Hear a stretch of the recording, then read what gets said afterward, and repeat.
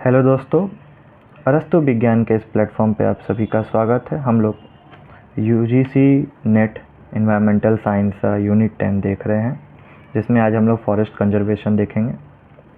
इसमें सबसे पहला जो मूवमेंट है फॉरेस्ट को बचाने के लिए वो है चिपको मूवमेंट। ये 1973 में सबसे पहले हुआ था, जो कि उत्तराखंड शहर में था और उत्तराखंड के टेहरी गढ़वाल डिस्ट्रिक्ट में हुआ था। उस समय इसे चामोली डिस्ट्रिक्ट कहा जाता था। ठीक है, इस मूवमेंट का जो शुरुआत था वो क्यों हुआ?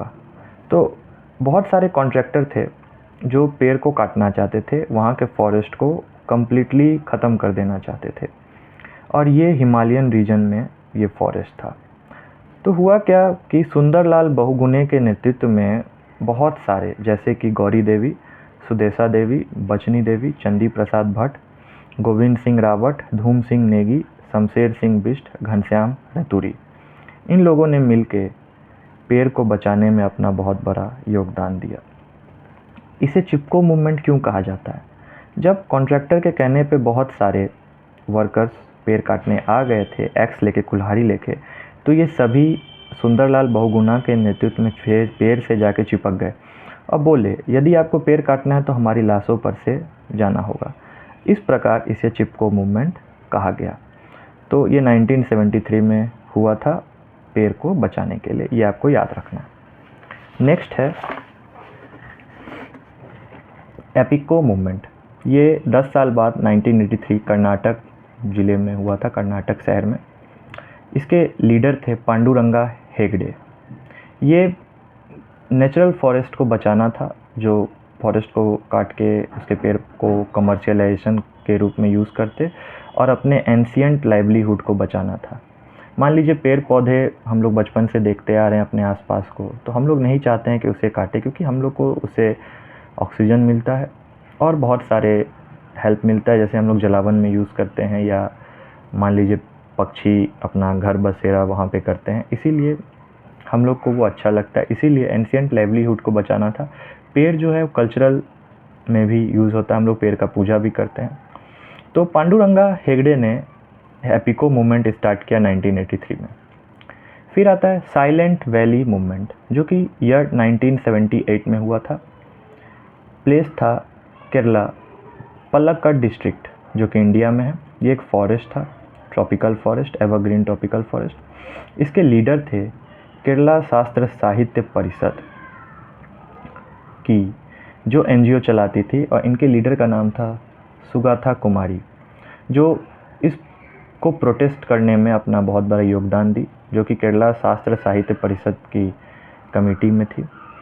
ये प्रोटेक्ट था silent valley, moist evergreen forest को बचाना, destroyed by hydro electric project, जो कि हाइड्रो इलेक्ट्रिक प्रोजेक्ट वहाँ पे स्टार्टअप किया जाना था, जिसको रोकने के लिए सुगाता कुमारी ने ये प्रोटेस्ट चलाया था। ठीक है, नेक्स्ट आते हैं गंधमार्दन मूवमेंट, जो कि उड़ीसा में बालंगीर और बारगाड़ डिस्ट्रिक्ट में किया गया था। ये जो हिल है, गंधमार्दन एक हिल है जो कि मेडिसिनल प्लांट के लिए फेमस है, जैसे क्लेरोडेंड्रिम इंडिकम, रवल्फिया सेरोंटिना, प्लम बैगो जेलानिका। हुआ क्या था कि इस हिल में बहुत सारे बॉक्साइट पाए जाते थे, तो उनका गवर्नमेंट, स्टेट गवर्नमेंट का ये था कि ये हम लोग बेच के आगे, वो हम लोग प्राइवेट वेंचर में इसको बेच के आगे हम लोग कुछ इकोनॉमिक वैल्यू के रूप में यूज़ कर सकें। There is a bauxite reserve which is plan for exploration by the state government through a private venture. Local community और वहाँ के पीपल्स ने मिल के बहुत ही संख्या में इस चीज़ को बचाने में योगदान दिया, और गंधमार्दन हिल्स पे आके पूर्ण रूप से इन्होंने मूवमेंट स्टार्ट किया। ठीक है, तो आपको ये याद रखना है कि गंधमार्दन जो मूवमेंट था उड़ीसा में था, साइलेंट वैली केरला में, एपिको मूवमेंट कर्नाटक में, और उत्तराखंड में चिपको मूवमेंट हुआ था, जो हम लोग ने पिछले पेज पे देखा है। ठीक है, अब आते हैं पीपल बायोडाइवर्सिटी रजिस्टर। ये एक टॉपिक है जो इस मूवमेंट के साथ आप लोग को देखना है क्या। एक डॉक्यूमेंट है जो इंफॉर्मेशन ये रखता है कि हम लोग को ये क्या करता है, which contains comprehensive information on local available bio resource including landscape and demography और पर्टिकुलर एरिया विलेज। मान लीजिए उस विलेज का और यदि कोई पर्टिकुलर एरिया हो, वहाँ का जो ज़मीन का कागजात होता है या कोई भी रिसोर्स इंफॉर्मेशन होता है वो यहाँ पे रजिस्टर करते हैं। ठीक है, इसमें होता क्या है कि बहुत सारे रूल हैं। रूल 22(8) क्या कहता है कि authority and the state shall takes steps to specify the form of people biodiversity register. जो ऑथोरिटी होते हैं और स्टेट होते हैं वो इसका एक्शन लेते हैं पीपल बायोडाइवर्सिटी रजिस्टर करवाने के लिए। रूल 22(9) क्या कहता है कि authority and state shawl provide guidance. वो गाइडेंस भी प्रोवाइड करते हैं, टेक्निकल सपोर्ट भी प्रोवाइड करते हैं, साथ में मैनेजमेंट भी देखते हैं committee for preparing biodiversity register. Rule 41(1) क्या कहता है, एवरी लोकल बॉडी कॉन्स्टिट्यूट ए बायोडाइवर्सिटी मैनेजमेंट कमेटी। जितने भी लोकल बॉडी हैं उनके पास ये कमेटी होना चाहिए within its area for the purpose of promoting conservation बचाने के लिए, सस्टेनेबल यूज़ होने के लिए, and documentation of biological diversity including preservation of habitat, conservation of land race, folk variety and cultivator. हमारे एरिया में जो भी हैबिटेट को बचाना है या लैंड रेस को बचाना है या कोई भी कल्टीवेटर्स होता है उनको पूर्ण रूप से यदि मैनेजमेंट करना है तो पीपल डाइवर्सिटी बायोडाइवर्सिटी रजिस्टर का होना बहुत ही ज़रूरी है। और लास्ट है rule 41(2) BMC take any decision relating to the use of biological resource and knowledge associated with such resource occurring within the territorial jurisdiction of BMC। तो BMC एक part है जो कि वहाँ के हर चीज़ को देखते हैं, डिसीज़न लेते हैं, वहाँ के रिसोर्स को हम लोग कैसे चलाना है, कैसे यूज़ करना है।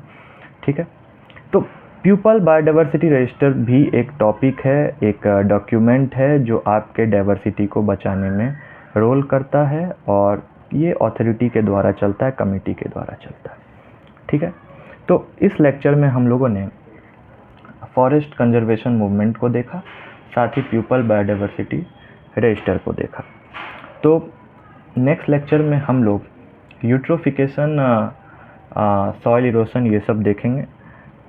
तो हम लोग नेक्स्ट लेक्चर में मिलते हैं और मुझे आप कमेंट में बताएं कि आपको ये लेक्चर कैसा लग रहा है। और जो भी लेक्चर मैं आप लोग के बीच लेके आ रहा हूँ वो एक टू द पॉइंट है। पहले हम लोग को ये देखना है कि हम लोग पहले सिलेबस को कैसे कंप्लीट करें टू द पॉइंट, उसके बाद हम लोग थोड़े थोड़े टॉपिक उसमें ऐड कर सकते हैं। तो हमारे साथ बने रहें, एनवायरमेंटल साइंस के लेक्चर को देखते रहें। Thank you.